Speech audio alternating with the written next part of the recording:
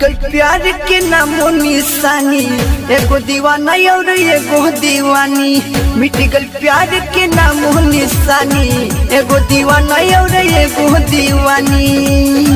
जानो दे के शमशान के तैयार हो गइल, दूगो जानो एगो अर्थी पर सवार हो गइल। दूगो जानो एगो अर्थी पर सवार हो गइल। मिट गल प्यार के नामो निशानी, एगो दीवाना और एगो दीवानी। जानो दे के शमशान के तैयार हो गइल, दूगो जानो एगो अर्थी पर सवार हो गइल।